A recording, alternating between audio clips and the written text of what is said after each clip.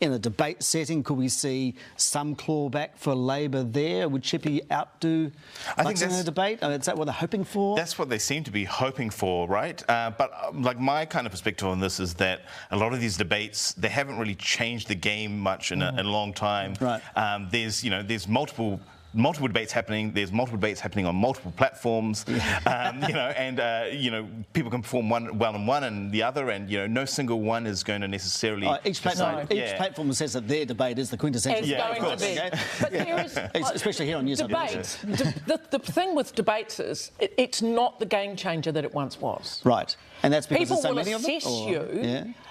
People will assess you, but I think there's so much news in general now that a lot of people switch off. We were talking about millennials, weren't we? Just not being able to know what's going on. I have 3 daughters who are millennials, and I use them to help me understand what's the zeitgeist for them, and they're looking at the big issues. What does this mean for me and being able to afford a house or job security? Right, so is there a particular party that's providing that vision for them or for you at the moment?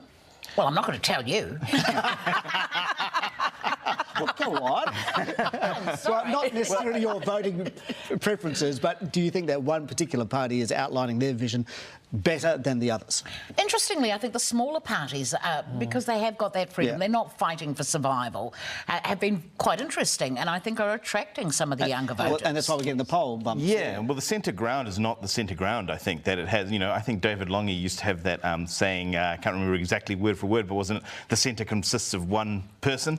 And I think that's probably no more true than in this election, where there's a lot of, because I think of these changing demographics of New Zealand, you've actually got a very diverse society, not just in ethnicity, but in age as well. You've got millennials almost as in terms of an eligible voter block, almost being as larger than the baby boomers. You've got Generation X who are larger, and when this fractious voting demographic, it's hard for these big tent parties to grab the kind of centre chunks that they were used to. Yeah. And you've seen in other MMP environments, in Germany also, the larger parties are not as large as we've been used to seeing parties like National Labour. But isn't MMP naturally aligned to that, which is why we're seeing the minor parties, right? The Green Party are coming out with some quite innovative policy. Their stuff on bringing dental into the public health system is an innovative, if expensive policy. But it's good thinking, and it would play to their base. Okay.